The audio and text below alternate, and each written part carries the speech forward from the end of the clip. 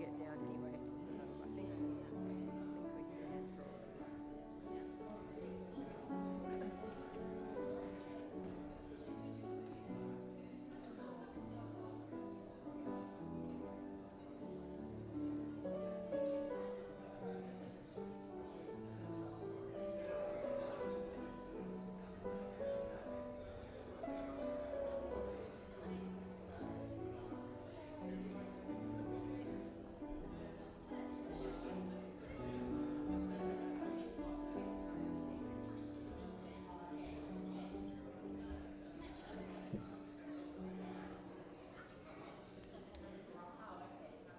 Yeah.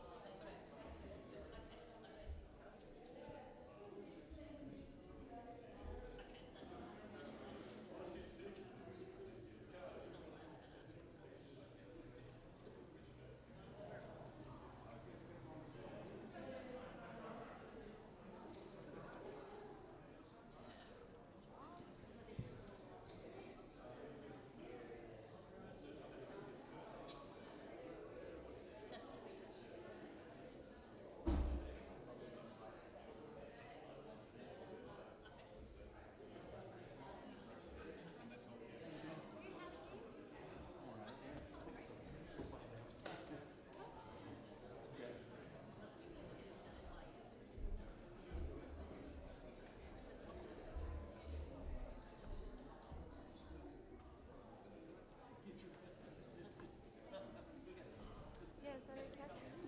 I think. Take over. Matt, deal with her. See that thing about becoming a member? It was member, not minister. No, I don't know. I can't.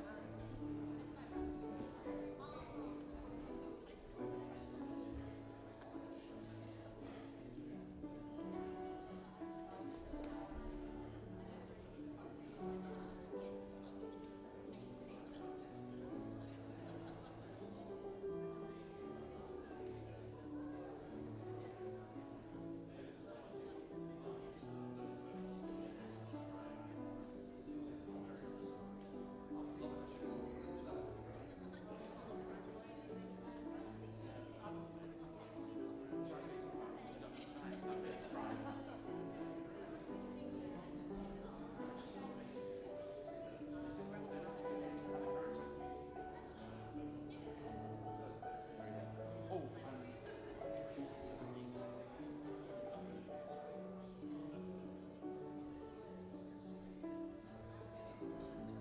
right. Better put my mic on.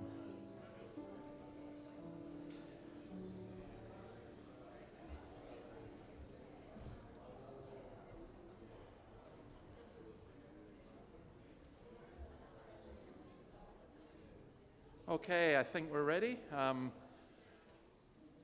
Can I give you a warm welcome, especially if you are visiting?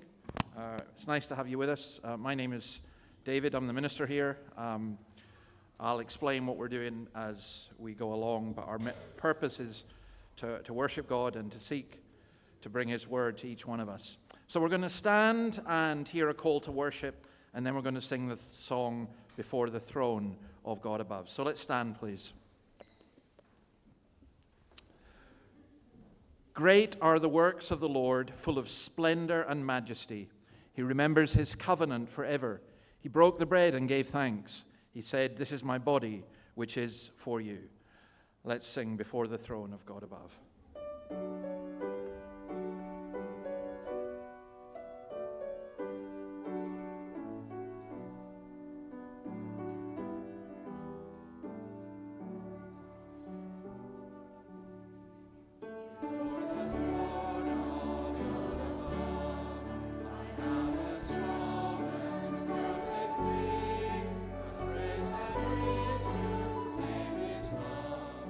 Whoever lives and breathes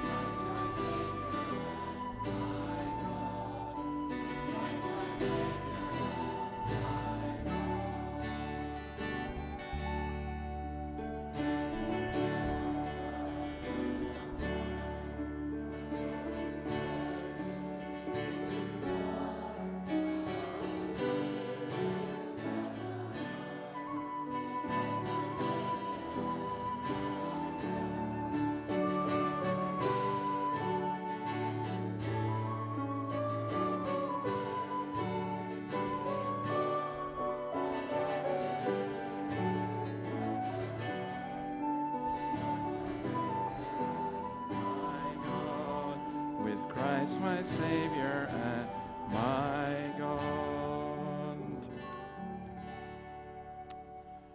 Please have a seat. And having sung that last verse 3 times, you'll all know it by heart now.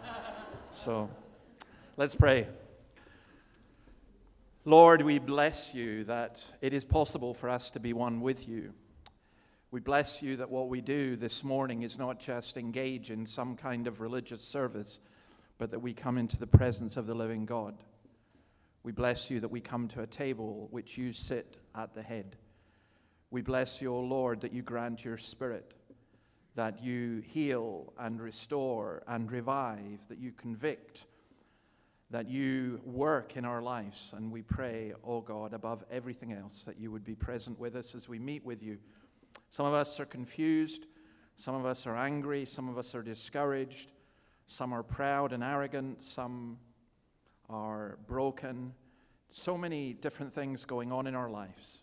May it be that you come to each one of us and grant what we need, maybe not what we desire, but what we need, and change our desires so that what we desire is you.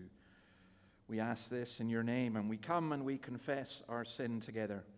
You'll see the words on the screen. Let's say these words. Almighty God, Father of our Lord Jesus Christ, maker of all things, judge of all men, we acknowledge and mourn our many sins and wickedness, which we from time to time have most grievously committed by thought, word, and deed against your divine majesty, provoking most justly your wrath and indignation against us. We do earnestly repent and are heartily sorry for these our misdoings. The remembrance of them is grievous to them. The burden of them is intolerable. Have mercy upon us. Have mercy upon us, most merciful Father, for your Son, our Lord Jesus Christ's sake.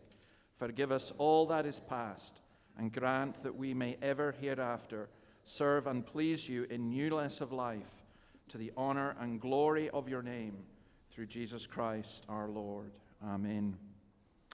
That's a confession from the Anglican Book of Common Prayer, and it's one that's been used for hundreds of years and is still appropriate today, as is this assurance of pardon.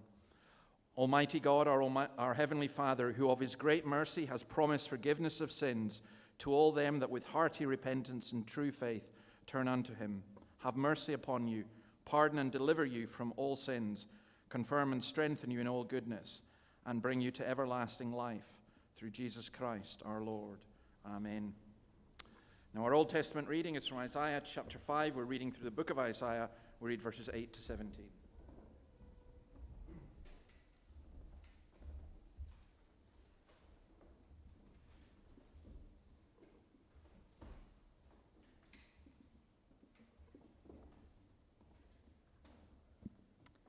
Good morning, everybody.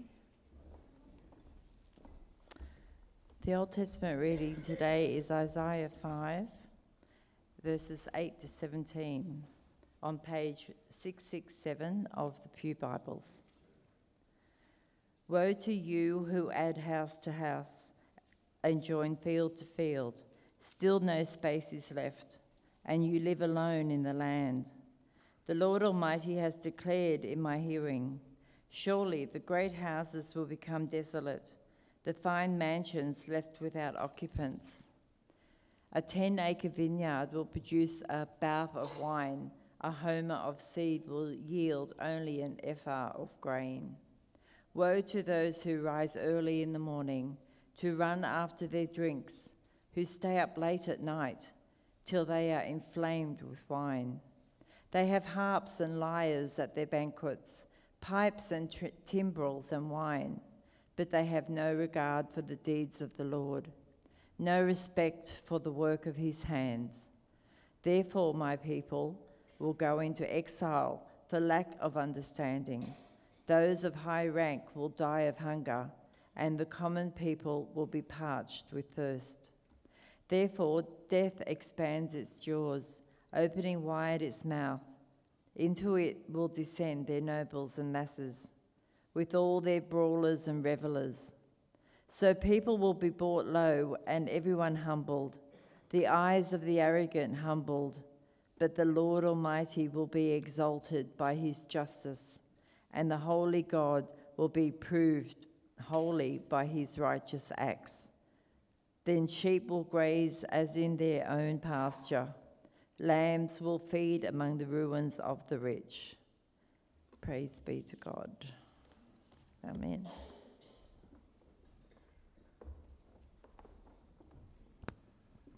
Okay, we come to our country of the week, which is Samoa.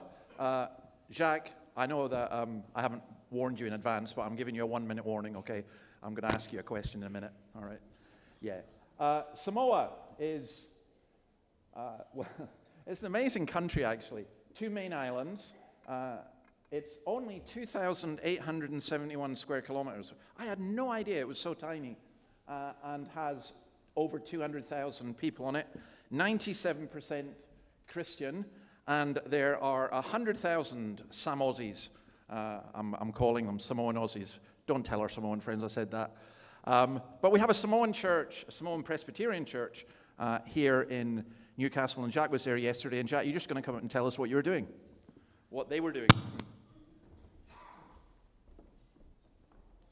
It was very special, David. Yesterday they had their 44th anniversary service, so I thought at first, why don't you just wait 1 more year and make it a round number? But it was the first one that they'd done, so the first kind of looking back service.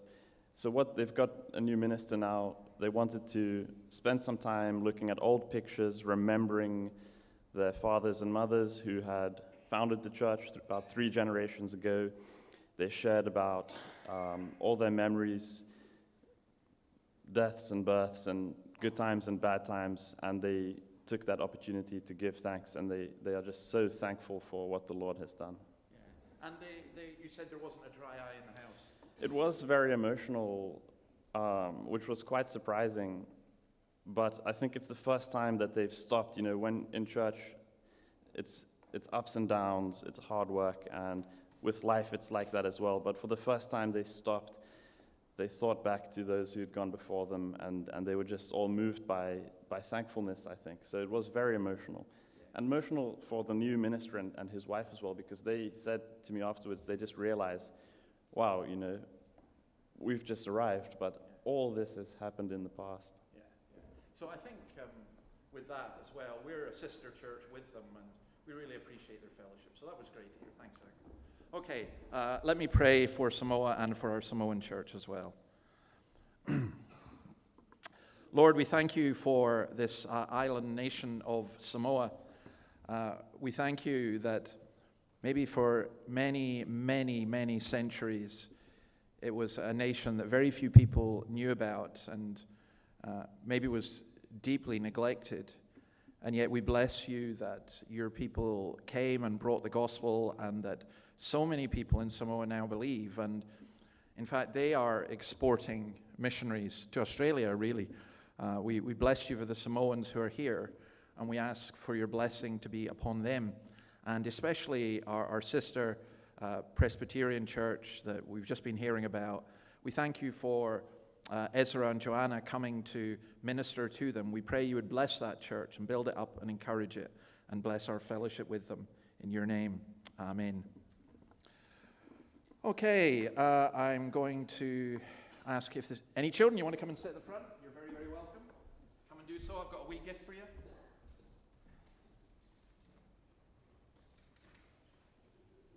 Come on down. Come on down. Now, I've forgotten your name again. What was it? Come on, listen, sweetheart.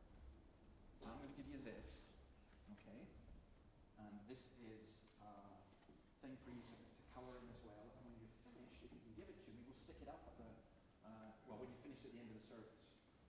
There you go. You know this, don't you? Hannah, this is Noah and Esther. Yes, that's you. And they are very good friends of mine. And we are thinking about, well, there's a question up about the benefits of belonging to Jesus and sharing in his life. I'm going to leave the question there, but I'm going to show you something. Do you know what this is? This is a rare event, because a Scotsman never takes this out. Do you know what it is? No, what is it? No, do you know? A car license. Well, it's got a car license what's in it. What do we call it? Hannah, do you know what this is? It's a wallet, yeah, it is. It's a wallet. And what does a wallet have in it? Credit card, yeah. Your mum has one as well, does she? Okay, good. Credit card, what else might it have in it? See, there's a picture. Who's that handsome young man? That's me, thank you. Esther, who's that? Yes, it is. You're dead right. And then something like this. Do you know what this is? Would you like this? Money. Yeah, you're not getting it though. Sorry. I opened my wallet. That was enough. And then this is a card that has my name on it. Okay. Now, there's one story about this wallet. Do you know where it's been for the past month? Where would you keep a wallet? In your pocket or a bag. That's what sensible people do. But I lost my wallet. And do you know where I lost it? Outside there. And it was outside there. We looked for everywhere. We couldn't find it. And it lay outside in the rain and everything for a month with all this in it. And nobody found it. Nobody picked it up. It's amazing, isn't it? And my mum's watch, we went to a hotel and we couldn't find it, and it was in her keys, and then it got washed and dry, and it was still working when we found it. That's amazing. You see, that's a watch. For those who didn't hear, this is a family secret I'm going to share with everybody. Your mum's watch got lost and you were in a hotel and you couldn't find it and you put it in a washer because it was in her jeans. Yeah, I know. And it was still working, which is amazing. I have done that so many times. Believe you me, I leave things in my pockets all the time. I'm like a wee boy because my wife says to me, have you emptied your pockets? You know? So, but this, you know what? We prayed about finding this and I gave up, but Annabelle didn't. She kept on praying. And somebody phoned us this week and he said, I have got your wallet. And he found it and he phoned me up and instead of stealing it or taking any of the money, he found my name and address and he phoned me and I'm very, very thankful to him. Now, I tell you all of that because when you become a Christian, when you're one of God's children, God looks after you in everything. It's not that everything always goes well. It's not that you always find lost wallets. But it's that God knows about every little detail. So on your head, what do you have, Esther? What's on your head? Hair. Or a hat. Did you say a hat? Yeah, well, you've got hair. You guys have got more hair than me. So this is more amazing to you. Know what this means? Jesus says that God knows every single hair of your head. So he knows everything about you, which is lovely. Right, guys, I'm going to pray for you, and then we'll let you go and colour those, okay? Lord, we thank you for your goodness to us. Thank you for Hannah being here. Thank you for Noah and Esther, and we pray your blessing upon them. And we thank you that you know every detail about their life and that you love your children. We pray that you would watch over them and keep them for all their days in your name. Amen. All right, guys. Good to see you. Go back to your seat, though. I better make sure I put my wallet in my pocket this time. All right. We're going to have our pastoral prayer just now, and after that, Annabelle will do the New Testament reading. So,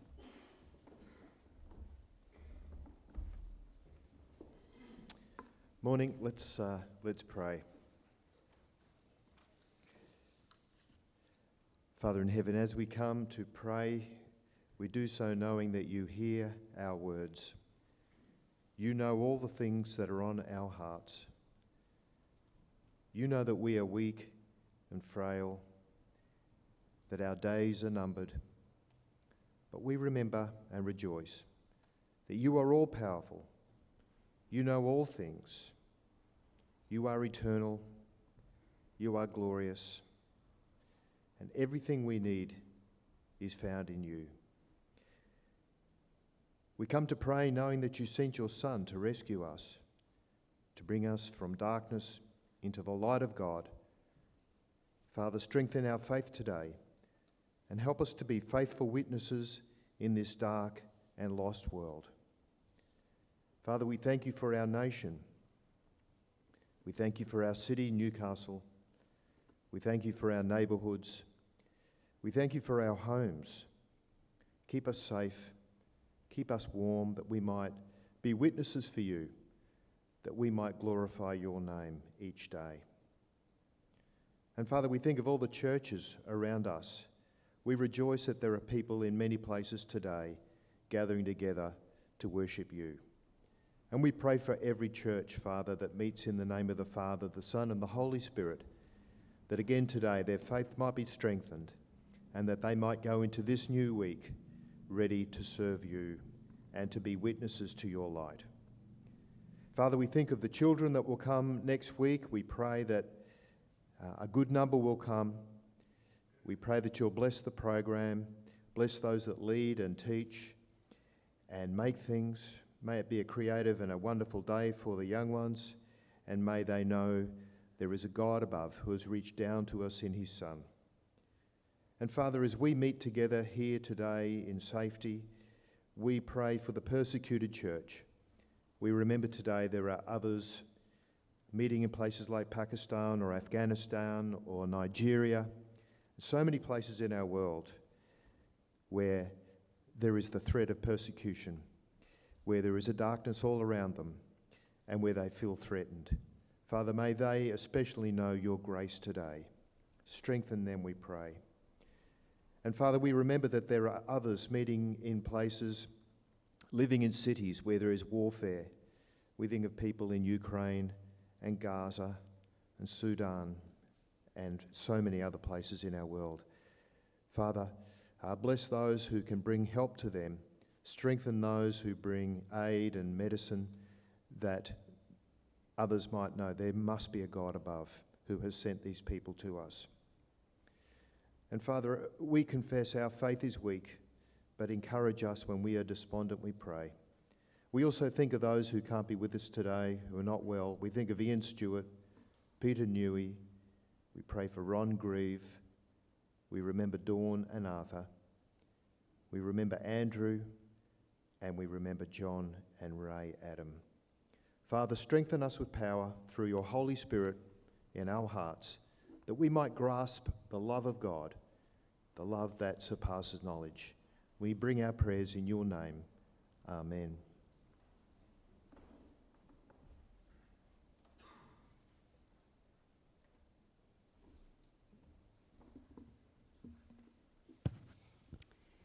The New Testament reading is from the Gospel of Luke, chapter 21, reading from verse 20, and that can be found on page 1020 of the Pew Bibles. When you see Jerusalem being surrounded by armies, you will know that its desolation is near. Then let those who are in Judea flee to the mountains. Let those in the city get out, and let those in the country not enter the city. For this is the time of punishment, in fulfillment of all that has been written. How dreadful would it be on those days for pregnant women, for nursing mothers. There will be great distress in the land, and wrath against this people. They will fall by the sword, and will be taken as prisoners to all nations. Jerusalem will be trampled on by the Gentiles, until the time of the Gentiles are fulfilled. There will be signs in the sun, moon, and stars. On the earth, nations will be in anguish and perplexity at the roaring and tossing of the sea. People will faint from terror, apprehension of what is coming on the world, for the heavenly bodies will be shaken. At that time, they will see the Son of Man coming in a cloud with power and great glory. When these things begin to take place, stand up and lift up your heads, because your redemption is drawing near. He told them this parable. Look at the fig tree and all the trees.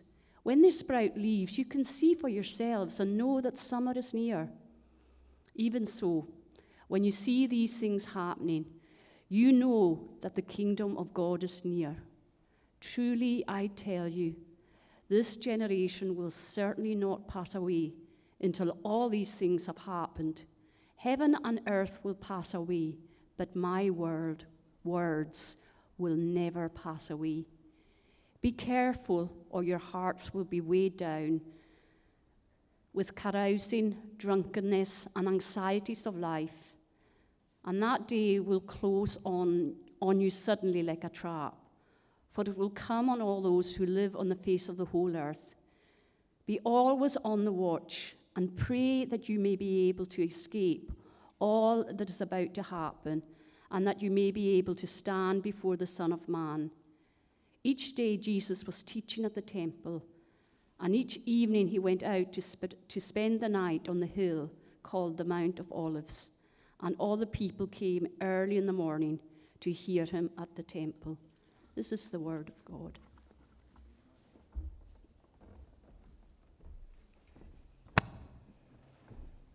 Did you see the sky last night, or was it just in Whitebridge that there was a spectacular sky?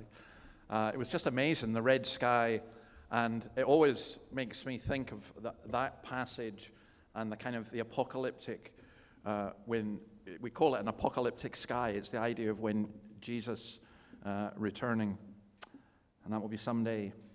So we are going to sing part of the Bible we're going to look at, Psalm 5. If you're not used to singing the Psalms, these are the songs in the Bible. It's quite easy to follow. We're going to sing part 1 just now, and then we'll sing part 2 after the sermon. Just to note that the last line of every verse repeats to fit with the tune. So let's stand and sing Psalm 5. O Lord, give ear to what I say.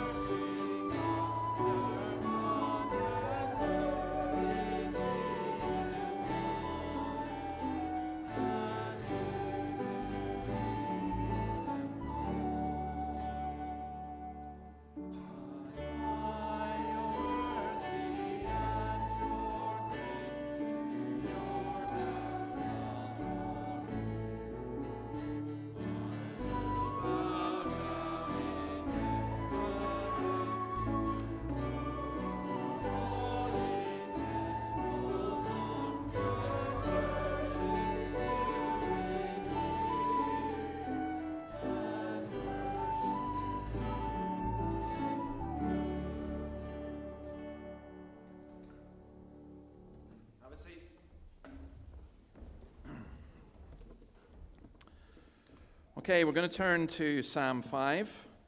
We're going to look on when we do communion, and I'll explain about that as well a little bit later. We are going through the Psalms, and Psalm 5 is where we've got to. Now, Jacques mentioned about the Samoans that it was very emotional. And I want you to think a bit about what role emotion plays in your life, what kind of person you are. You might be a very emotional person. You might burst into tears at anything, or you might be very stoical. You never cry. For those of you who are going to the rugby this afternoon, and I am so grateful that the rugby is on at 1:30, so that you can come to church in the morning, and then you can come at 5 o'clock. You can have a full day. But for those of you who go to the rugby, I don't know if Australians get upset at rugby or cry or rejoice at rugby. I suspect the Fijians will, and I'm kind of torn. I want to support Australia, but for the sake of Mr. Tamata, I'm going to go with Fiji for this one. So we get emotional at some things. You know, people get emotional at films, but emotion in terms of our lives, I think some of us as Christians, we can be a wee bit scared of it. Some Christians can be way over, emotional. They feel they've not really been at a proper service unless their emotions have really bubbled up. And others of us think that our emotions are a real curse because we struggle with discouragement and depression, and we want, and sometimes our emotions go up and they go down, and we want them just to be much more steady. Well, I think that the Psalms are the great vehicle for expressing Christian emotion. And what I would suggest is that there isn't a single emotion or circumstance that you have that there isn't a psalm, at least one, that deals with it. Now, this particular song has 5 verses, and Matt will be, let's go on to this, Matt will be appreciative of the title, which is part of the inspired word. It says, "For Pipes, a Psalm of David." This is the only psalm where it says for the flute. So, Matt, I'm really glad you're playing today, playing the flute. I must admit, I do prefer the idea of playing with pipes, although the bagpipes in here would really just knock your ears out. But it's interesting that you might not find it interesting. I find it interesting. This is the only psalm that for its heading and for its directions has to be played with pipes or with flutes. But let's go on to verses 1 to 3. "Lord, do not rebuke me in your anger or discipline me in your wrath. Have mercy on me, Lord, for I am faint. Heal me, Lord, for my bones are in agony. My soul is in deep anguish. How long, Lord, how long?" I think the first thing that strikes you about that is the desperation in that prayer. I think, that's verse 6. That's Psalm 6. I wanted to refer that back to Psalm 5. There's a desperation in the same thing at the beginning of Psalm 5. And also, by the way, the same in verse 4. The 3 of them all begin in Psalm 4. They all begin the same. "Listen to my words, Lord. Consider my lament." Or, "Answer me when I call to you, my righteous God. Give me relief from my distress." There are some people who think it's wrong for a Christian to be distressed or for a Christian to be discouraged. I think it is unrealistic to expect Christians to always be bouncing with joy. There are many circumstances in our lives which cause us to be distressed. And here the psalmist is asking God to hear his voice because he comes to him in the morning. Now, I don't know if this phraseology is still used, but when I was a teenager and I thought, I was a teenager, I was totally against going to church. I hated the idea of church. I thought it was really boring, and then really annoyingly, I was converted when I was 16, and I was told, make sure you have a quiet time. Oh, what's a quiet time? I had no, it's like, is that like time out when your parents say, right, stop, chill, time out? Well, a quiet time is exactly what it says. You're quiet. You haven't lots of things buzzing through your head. You haven't got your phone and everything else. And you are focused on God. And it was normally we were advised to have that in the morning. And that's what the psalmist is doing here. His first thoughts each day were in prayer. In the morning here is repeated twice. In the morning you hear my voice. In the morning I lay my requests before you. It was a habit. Now, as we've been seeing with the Psalms, this is the prayer book of Jesus. And Jesus did this. Jesus got up early in the morning and prayed. And he often prayed the Psalms. Mark 1, verse 35. Very early in the morning, while it was still dark, Jesus got up, left the house, and went off to a solitary place where he prayed. This is just a word of advice for you. When you get out of your bed, let's say you go to work at 8 o'clock, right? And you get out of your bed at 7:45, you grab something to eat, you jump in your ute or whatever, if you're a tradie, and you go off to work. Or you head to teach in a school, or whatever you do. You really are missing out on something that's really, really important, and especially for a Christian. Get up a bit earlier to spend time with God. What I would suggest is this: if you're married, you've got your kids and everything, and you're going to be busy all day, it's really worthwhile getting up and spending some time with your family before you go. Well, it's also incredibly important to spend time with God, especially when you're discouraged and especially when you're depressed. Consider my lament, hear my cry for help. And his sighings, he says. Now that's the idea of the inmost thoughts, the groaning, the barely audible self-communing. It's what you feel at your deepest level that you cannot even articulate. I'm reading a book on private prayer at the moment by a Puritan called Thomas Brooks, and it's extraordinarily beautiful, and he says something that I hadn't really thought about. He says, there are things that are going on in your mind and in your heart that you can't tell anybody. You can't tell them because it's so deep and so personal, and you can't tell them because you're embarrassed or ashamed. And he lists a whole range of things, that your atheistical thoughts, lusts, everything else. And he said, but you can go to God and tell God because God already knows. And you can speak about these things. I think sometimes some of you will have had this experience. I've had it twice in my life, at least twice. It's where you can't say anything. You can't pray out loud. You can't tell people what's going on in your life because it's so overwhelming. You can't say it. You couldn't say it without crying. You're ripped apart inside, and you don't know where you're going, and you don't know what's happening. And the psalmist says, it's in this condition that I come to you. And he says, my King and my God. There's a covenant relationship. This is not like dead theology. This is not him passing a theology exam. This is him coming in his confusion and in his brokenness and saying, but you're my King and my God. And he's talking about being ready. It's like coming to the altar. There's an assurance he gets. I lay my requests before you, and I wait expectantly. Now, notice how important that is. I wait expectantly. You do not come to God and say, oh Lord, please help me with this. Please grant me this. And then you look up and go, well, no, you haven't. You didn't. Where are you? What are you doing? And I'm sorry for going on about the wallet, but you have no idea how much this means. It's not the wallet. You can have my wallet. Don't ask me for it, but you can have it. Who cares? It's just cards that you can replace and money that's going to be gone anyway. And, there's a whole bunch of stuff. It doesn't matter. But what matters was that, you were praying and you were asking God. And why didn't I find it the day I lost it? A month later. I'll tell you one thing. It teaches you patience. And that is often what God is doing. The devil will come and say, he's not listening to you.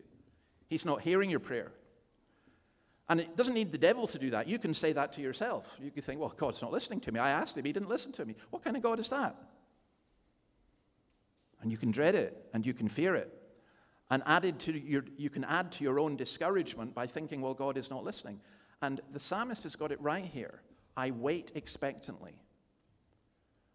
I know you will answer. I don't know when. I don't know how. But I know that you will. And so I'm waiting on you expectantly. Not demanding. So many people in prayer have this idea, if we go to God and demand, Lord, I claim this. Lord, grant me this. And you must give it, because I have great faith, and I'm believing you for it. And the Almighty God doesn't look on us and go, oh, yeah, they're believing, so I better give them it. That doesn't make any sense. I don't know how that theology got into the church. It just doesn't make any sense. What you pray to is a God who loves you, and you know, and you wait on him expectantly because he loves you. I wait in expectation. Prayer is looking up to God. I would always say this, time spent with God is never time lost. I love this phrase of Luther. He would say something like, I have got a really busy day today, so I better spend 3 hours in prayer first. And you think, well, what a waste of time. Let's do my quick 10-minute prayer. Let's do my 1-minute prayer. And I'm not saying there's anything wrong with 1-minute prayers or 10-minute prayers. But all I'm saying is time you spend with God is not time wasted. I did an experiment on myself once. I recorded how much time I spent watching YouTube, how much time I spent playing chess online, how much time I spent just faffing around, reading rubbish, watching TV and everything else, and then how much time I spent in prayer. I'm not going to tell you what the result of my experiment was, because if you knew, I'd have to resign. Because it was awful. It was awful. You think, really? That's how you spend your time? We can't get time to pray together, individually, or whatever. We should. Verses 4-6, this is why we pray. For you are not a God who is pleased with wickedness. With you, evil people are not welcome. The arrogant cannot stand in your presence. You hate all who do wrong. You destroy those who tell lies. The bloody and deceitful, you, Lord, detest. Now, what's he doing here? He is pleading for justice. He's in a situation where he's being attacked, where he's being lied about, where his life is in danger, and he's pleading for God to act justly. And it's the integrity of the judge to which he appeals. Do not bring your servant into judgment, says Psalm 143, for no one living is righteous before you.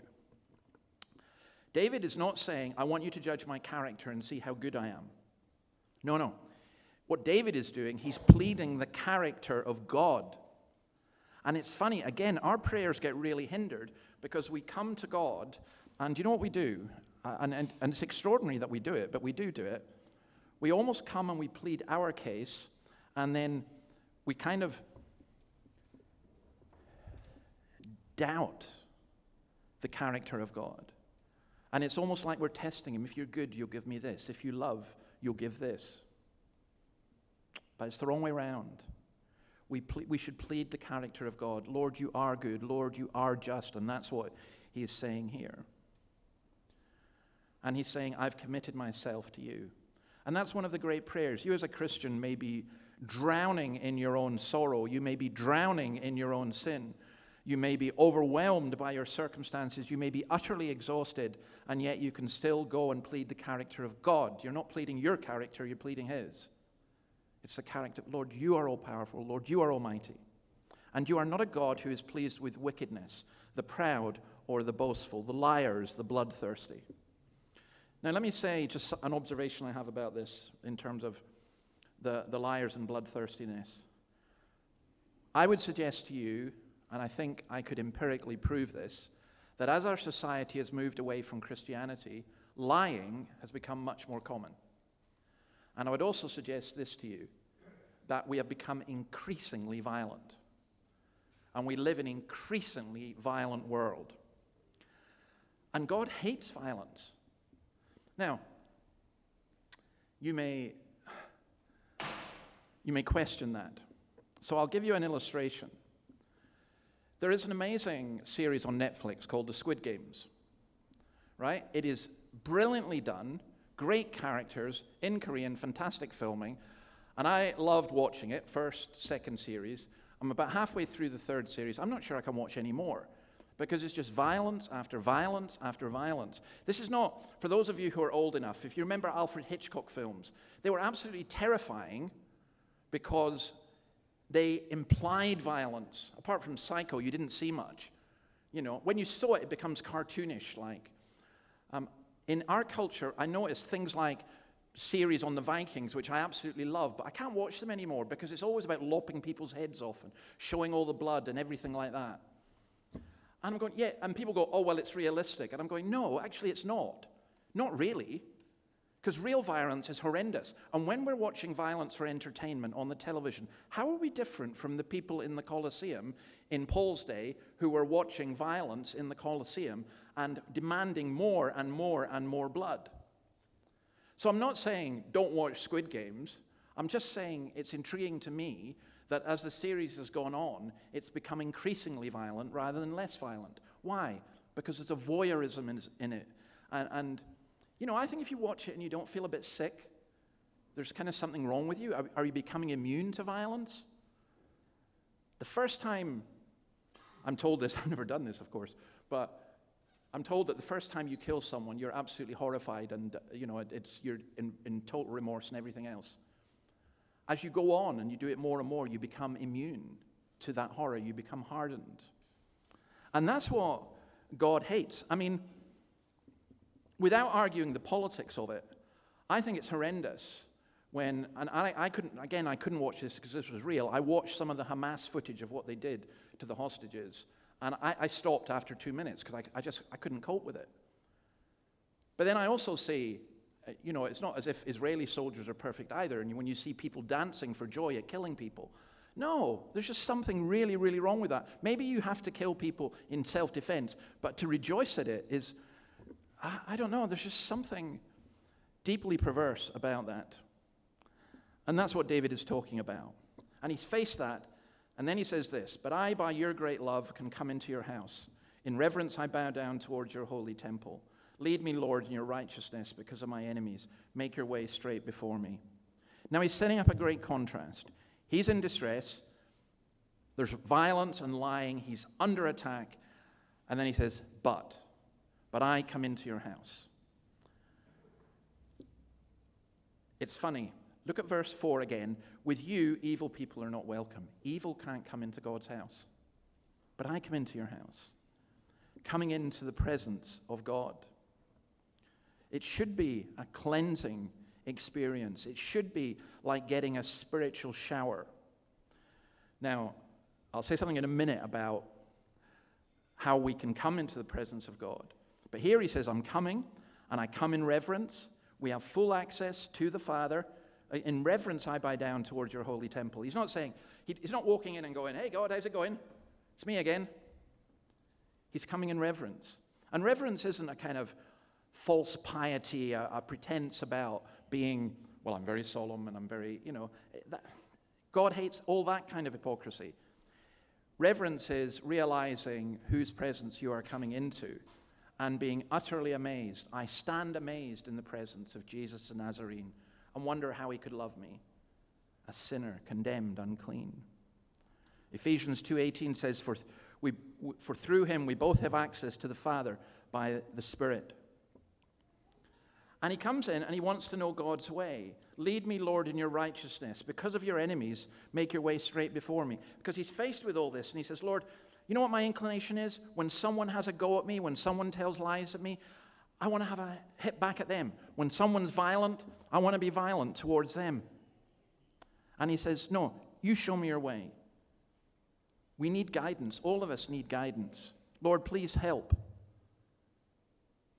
We long to walk in a way that is straight and moral and upright. And we can get very confused. Now, let me come back to this.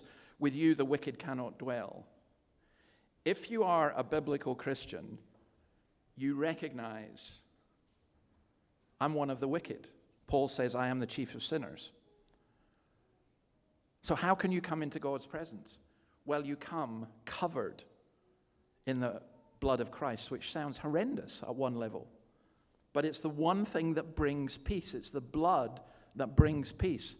And it's the death of Christ that covers us. That's what we celebrate in the communion. And let me also say this to those of you who are not Christians yet. When someone says they're a Christian, they're not, or they shouldn't be saying, maybe they are, maybe they do say this and they're wrong if they say it. They're not saying or implying that they're better than you. They're just simply saying that they trust in Jesus. They've come to Christ. And I will say this, I know of nobody in this world, I cannot think of any circumstance of anyone in this world which if they came to Christ, they could not be forgiven for. And somehow, for some of you, that's almost unbelievable.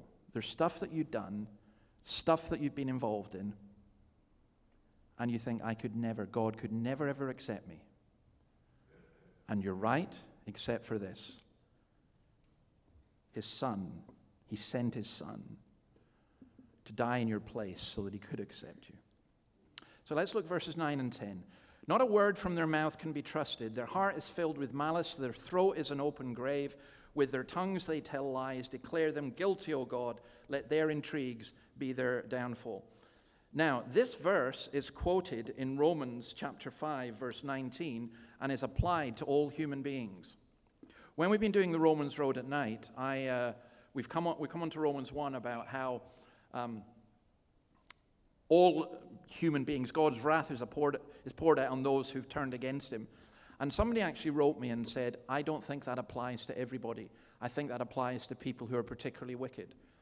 And that's a valid point, to be honest. It is a valid point, except this. Later on in Romans, Paul says, there isn't a single human being who's not like this. In other words, if I came up to you at the end of the service and said to you, you're a liar, you'd probably want to forget the thing about not being violent and have a real go. But the truth is, you are, and so am I. We lie. We do. And you say, oh, no, I don't lie. I pride myself on never telling a lie. Well, you just told one. But also, you deceive, you pretend, you go up to someone, you say, how are you? It was lovely to see you, when an hour before you've been saying, I can't stand that person. Now, one of those is a lie. You know, we do all kinds of things that are deceitful, and sometimes we even manage to deceive ourselves. And what the psalmist is saying here, he's talking about a particular situation where the mouth, the tongue, and the throat combine to achieve and to conceal the designs of the heart. There is a desperate wickedness of the tongue, and I won't read it because I don't have time, but go and read James chapter 3. The tongue, the heart is desperately wicked and deceitful, but so is the tongue. There's a wonderful book by Rod Dreher, Live Not by Lies. Well, we live in a culture of lies. We do. We say, live not by lies. I mean, how many of you, when you read a political manifesto, do any of you actually believe it? Surely you've got over that by now. You must know that they're going to promise something and have no intention of putting it into practice. It's become that blatant. But it's not just that. What do you think about advertising?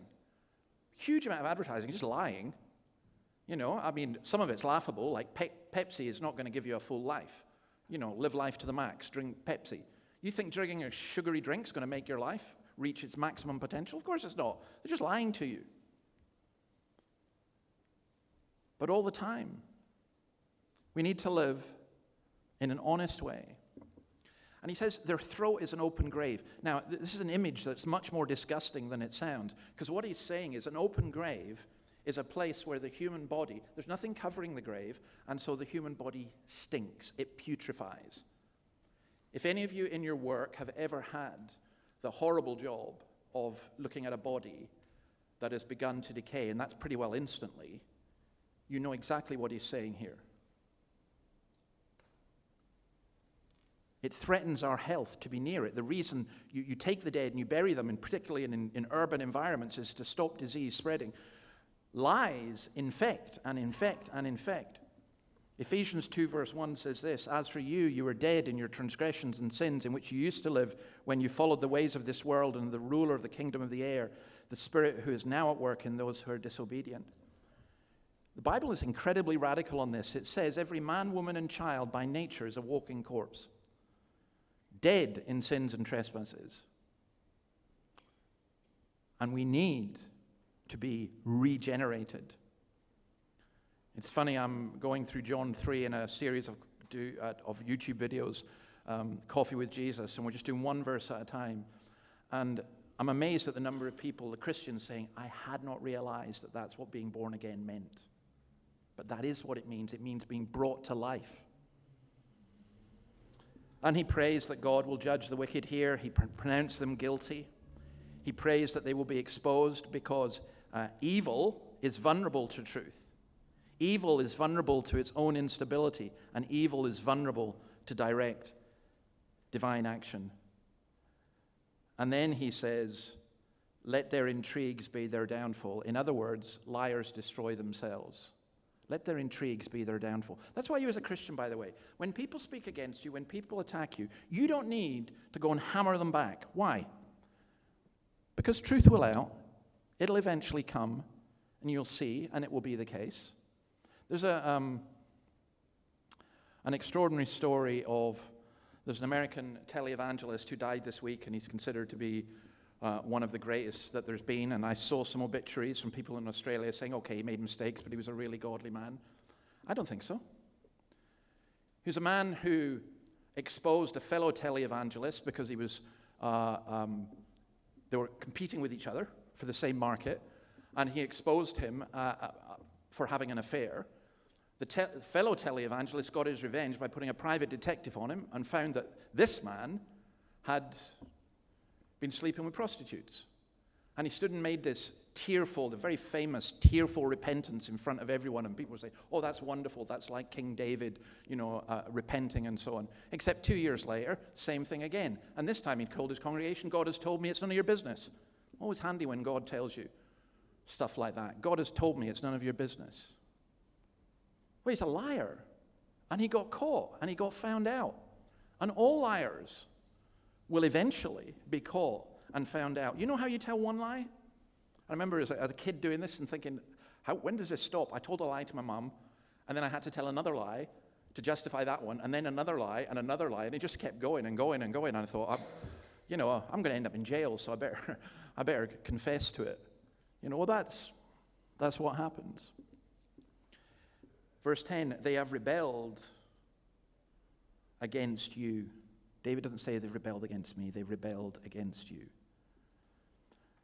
I love what Christopher Ash says here. He said, here is no spirit of vengefulness, but rather a godly yearning for the glory of God in a cleansed earth. What a world it will be when there are no more lies and there is no more violence. That's the renewed heavens and the renewed earth. And then just verses 11 and 12, let me just say something about that. Let all who take refuge in you be glad. Let them ever sing for joy. Spread your protection over them, that those who love your name may rejoice in you. Surely, Lord, you bless the righteous. You surround them with your favor as a shield. The righteous are not those people who make themselves righteous. The righteous are not those people who never lie and have never done violence or thought violence or hated. The righteous are those who come to Christ and say, Lord, please take my lies, please take my violence, please take it and forgive me for it and renew me. And then we need this shield. He's covered. Now, the only time this word is used in Hebrew is in 1 Samuel 23, when Saul is chasing David round a mountain, and the word is used that says he was covered, that Saul couldn't find him. And for me, I know of nothing greater that gives me more joy than knowing that every single one of my sins and lies and deceit is covered and is forgiven. And as far as the east is from the west, so far as he removed from me all my iniquity. David's got this hostile force closing in on him. And yet it's deflected by God's encircling, by God's providential care of him. He says, those who love your name, those who love your reputation and all that you are, those who love your name may rejoice in you. See, that you notice the diversion here. It's not those who love what we are, but those who love what he is. And because we are covered, we can sing for joy. We can be glad. We can know the Lord's favor.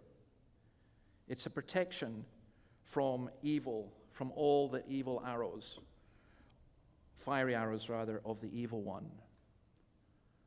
In Christ Jesus, says Paul in Galatians 3, you are all children of God through faith. For all of you who are baptized into Christ have clothed yourselves with Christ. There's neither Jew nor Gentile, neither slave nor free, nor is there male and female, for you're all one in Christ Jesus, and you're protected by God. I mentioned these Viking things. If you've ever seen any of them, you know they've got this famous way of fighting. The Vikings developed something called a shield wall. They would all unite together, and the shields would go up, and it was impossible or very difficult for the enemy to get through. Well, our shield wall is the Lord guiding us, guarding us, and uniting us together. So when we cry out, listen to my lament, deliver us from evil, we take refuge in God, our strength. Let all who take refuge in you be glad. I think it's C.H. Spurgeon who said, the shield protects us in this life and crowns us in the next.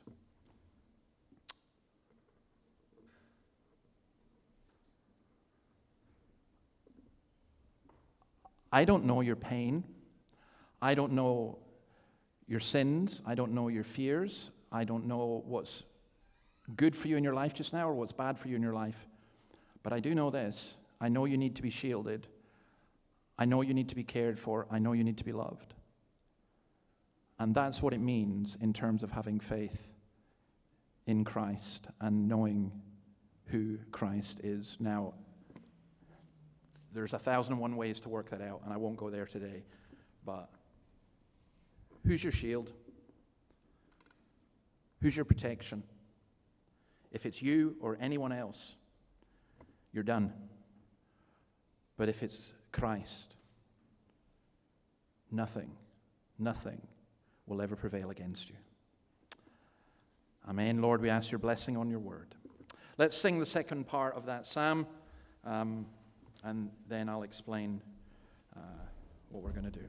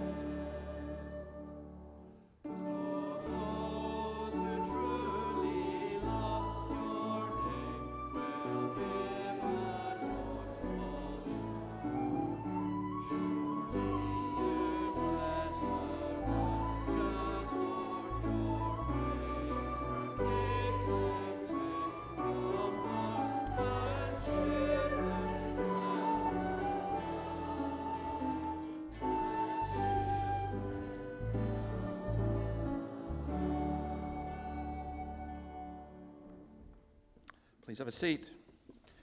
Now, I was asked the other week about us confessing our sins, and someone said, Why do we never affirm our faith? So it's a good question. So we're going to do it from now on. See, we listen sometimes. So we're going to confess our faith from the Heidelberg Catechism. What is your only comfort in life and death? This, I think, is my favorite answer to any catechism question of anything. It is extraordinarily beautiful. Let's see. Let's say this together. That I am not my own, but belong, body and soul, in life and in death, to my faithful Savior, Jesus Christ. He has fully paid for all my sins with his precious blood, and has set me free from the tyranny of the devil. He also watches over me in such a way that not a hair can fall from my head without the will of my Father in heaven. In fact, all things must work together for my salvation. Because I belong to him, Christ, by his Holy Spirit, assures me of eternal life and makes me wholeheartedly willing and ready from now on to live for him. Now, in terms of the communion, let me just read a couple of verses from 1 Corinthians, which explain a little bit of what we are doing, and I'll explain how we're going to do it. I received from the Lord what I also passed on to you. The Lord Jesus, on the night he was betrayed, took bread, and when he had given thanks, he broke it and said, "This is my body, which is for you. Do this in remembrance of me." In the same way, after supper, he took the cup, saying, "This cup is the new covenant in my blood. Do this whenever you drink it in remembrance of me. For whenever you eat this bread and drink this cup, you proclaim the Lord's death until he comes." Now, when we take communion, what we are doing is this. We are proclaiming Christ's death till he comes. We're saying that we belong to his body. We're recognizing that he died for us on the cross. And we are remembering him and remembering the forgiveness that he brings. Now, what will happen is, I'm going to ask those who distribute it, I'm going to do it a little bit different this time from last time because it got a bit confusing. What we'll do is we'll take, I was going to say the bread, but it's the wee cracker bits that you get. We'll take that and hand round to you after I've prayed. Just you don't need to wait for other people. It's just pray yourself and then eat as you want. And then after we've done that, I'll pray again, and we'll then take the wine after that. But I want to say this to you, that please do not take this if you as yet have not trusted Christ. This is not a religious ritual that blesses you. In fact, it would be foolish to take it without belonging to Christ. Also, if you're a Christian and you have hate in your heart towards other Christians, the Bible says you to be reconciled to your brother and sister before you come to the altar. So forgive them in your heart and then make sure you go and forgive them afterwards. We should not take communion asking God to forgive us our sins when we're not willing to forgive others. And then for those of us who think we're not worthy, I want you to listen to this. I read this this week. There was a love to us. This is a man called Thomas Manton. Christ was drawn to this work with no other cord but his own bowels, and by that the Puritans meant the heart, his own heart. It was love that brought him out of heaven, and it was love that nailed him to the cross, and it was love that laid him in the grave and made him free among the dead. If you ask, upon what errand came the Son of God out of the bosom of the Father? I answer, upon a design of love. Of what sickness did he die? I answer, of love.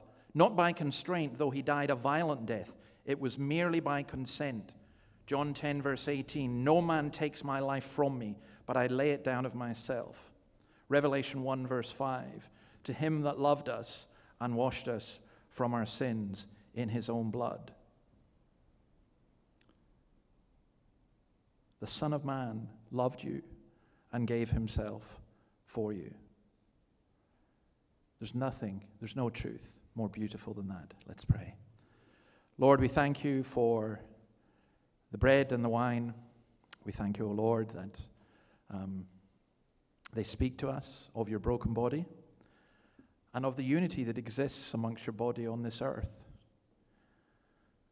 We ask that you would bless this bread to us as we reflect upon it and what you have done. In your name, amen. So I ask those who are serving to come up. If you are past it and you don't wish to take it, please pass it on.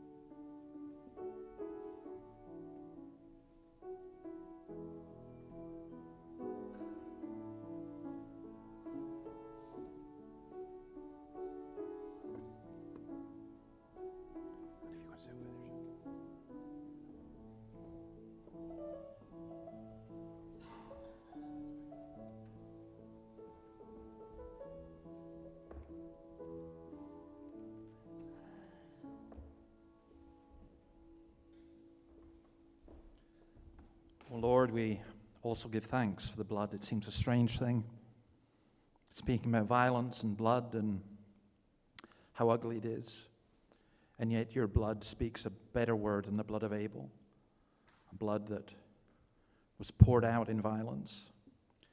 Yours is given for the cleansing of the nations, the healing. And we pray that as we drink this, we would know that we are forgiven and we would know your healing. In your name, amen. The wine is non-alcoholic, by the way. And again, we'll do this.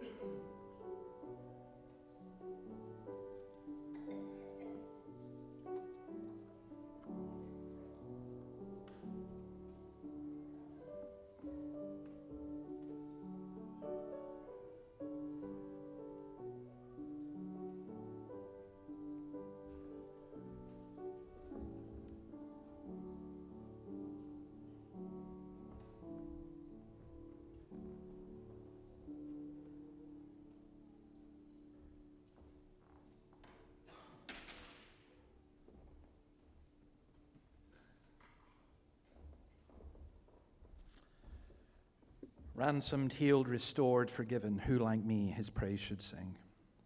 Lord, we bless your name for the new start that each of us who have shared with you at your table have even this day. Protect us and be a shield around us. In your name, amen.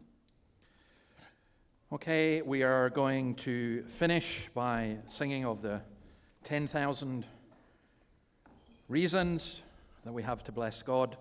Can I say that there's tea and coffee and refreshments through in the hall afterwards. If you are a visitor, we've got this thing called the Connect card. If you want to know more, want to find out more, please fill it out. You can put it in the collection box at the front, which is also a collection box. If you wish to donate anything, you're very welcome.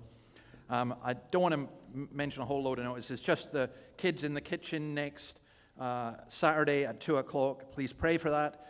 And we noticed last time that the vast majority of people who came were from people in the congregation who invited neighbors or grannies who brought grandkids or whatever. Please do the same this time. And then tonight on our Romans Road, we're going to Romans chapter 1, verses 24 to 27, and we're going to be looking at human sex and sexuality, which, as you can imagine, is quite a controversial subject. But I think there's very clear Bible teaching, and you may be a bit surprised at what it is. So I would encourage you to come along to that if you can. That's at 5 o'clock here, 5 until 6. And then the only other thing to do is I want to welcome Alison as a member in the congregation. In fact, I'll shake your hand and welcome you since you're here.